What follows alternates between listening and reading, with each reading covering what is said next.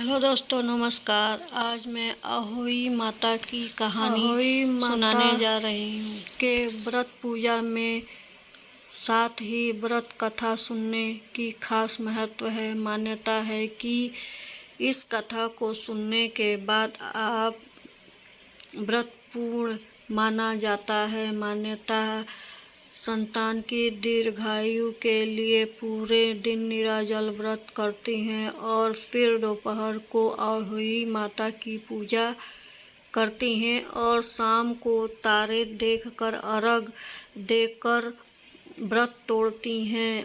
आइए जानते हैं कि अहोई अष्टमी की व्रत कथा।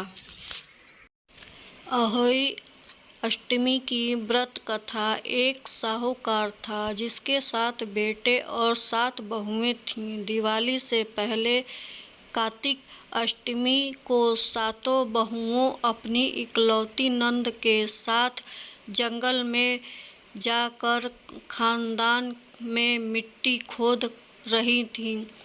वहाँ स्याहू की मंद थी। मिट्टी खोदते समय नंद ने हाथ से स्याहू का बच्चा मर गया।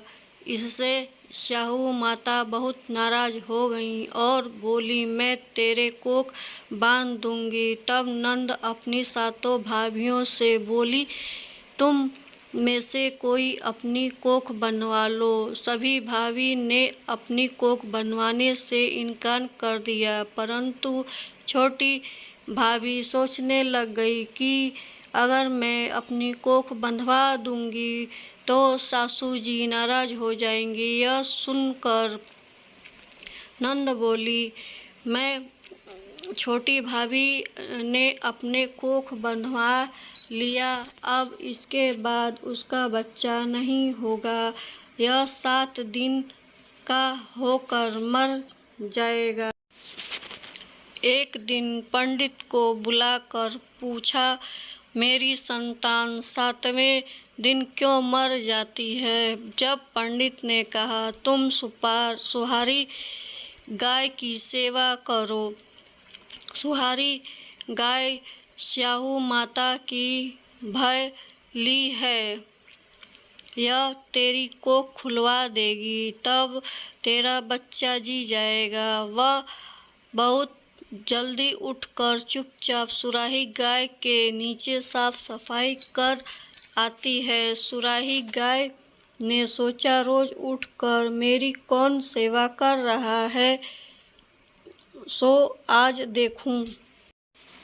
गौ माता खूब सवेरे उठी, देखी कि साहूकार के बेटे की बहू उसके नीचे साफ सफाई कर रही थी। गौ माता उनसे बोली, क्या मांगती हो? साहूकार की बहू बोली, स्याहू माता तुम्हारी भाय ली है, यह उसने मेरी कोख बांध रखी है, सो मेरी कोख खुलवा दो। गौ माता के कहा, अच्छा ठीक है। अब तो गौ माता समुद्र पार साहूकार की बहू को अपने भाग्यली के पास लेकर चल पड़ी। रास्ते में खूब कड़ी धूप थी, सो वह दोनों पेड़ के नीचे बैठ गईं।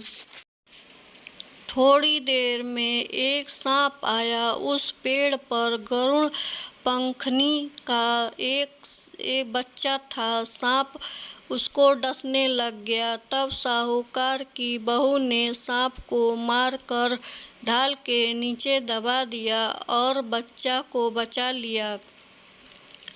थोड़ी देर में गरुड़ पंखनी आई तो यह खून को देखकर साहूकार की बहू ने चोंच मारने लगी। तब साहूकार की बहू बोली, मैं तेरे बच्चे को नहीं मारा, बल्कि सांप तेरे बच्चे के करीब आया था तो मैंने उसे तेरे बच्चे से रक्षा की है। यह सुनकर गरुड़ पंखनी बोली, माँ तू क्या मांगती है? यह बोली, 7 समुंदर पार स्याहू माता रहती हैं, हमें तुम उनसे उसके पास पहुंचा दो। तब गरुड़ पाखनी ने दोनों को अपनी पीठ पर बैठा कर स्याहू माता के पास पहुंचा दिया।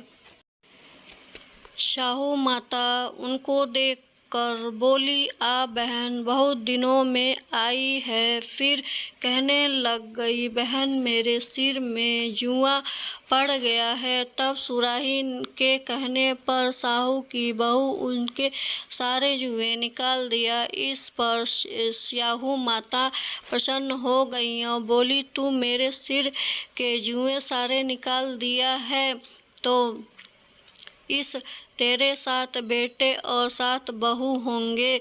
वह बोलकर, मेरे तो कोई बेटे नहीं हैं। 7 बेटे कहाँ से होंगे? स्याहू बोली, मेरे वचन दिया है। तब साहूकार की बहू बोली, मेरे कोख तो तुम्हारे पास बंद पड़ी है। यह सुनकर स्याहू माता ने, तुम्हें मुझे ठग लिया जा रहा। तेरे घर पर तू 7 बहुएं मिलेंगी। तू जा कर उजमन करियो, 7 आहोई बनाकर 7 कढ़ाई करियो। यह लौटकर घर आई तो यह देखी कि 7 बेटे बहू बैठे हैं। यह बहुत खुश हैं। उनके 7 आहोई बनाई, 7 उजमन किया और 7 कढ़ाई करी। शाम के समय जेठानी आपस में कहने लग गई, जल्दी जल्दी पूजा कर लो, कहीं छोटी बच्चों को याद करके न रोने लग जाए। थोड़ी देर में उन्हें अपने बच्चों से कहा, अपनी चाची के घर जाकर देखो। और आज वह भी अभी तक रोई क्या नहीं? बच्चे ने आकर देखा, चाची तो कुछ मांड रही है, खूब उजमन हो रही है। और सुनते ही जेठानियाँ दौड़ी दौड़ी वहाँ आई और आकर कहने लग गई, तुम कोख कैसे खुलवा ली? यह बोली, तुमने तो कोख बनवाया नहीं था, सो मैंने कोख ली।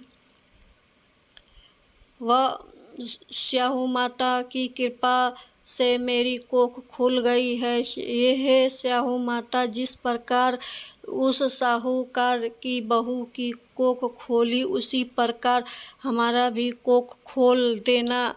एक कटोरी में गेहूं के दाने या फिर चावल, हल्दी लेकर कहानी सुने।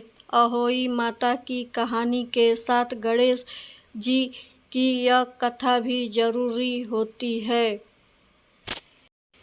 दोस्तों, यह वीडियो पसंद आए तो प्लीज़ लाइक शेयर ज़रूर करिएगा। अगर मेरे चैनल पर नए हैं तो सब्सक्राइब ज़रूर कर दीजिएगा। धन्यवाद।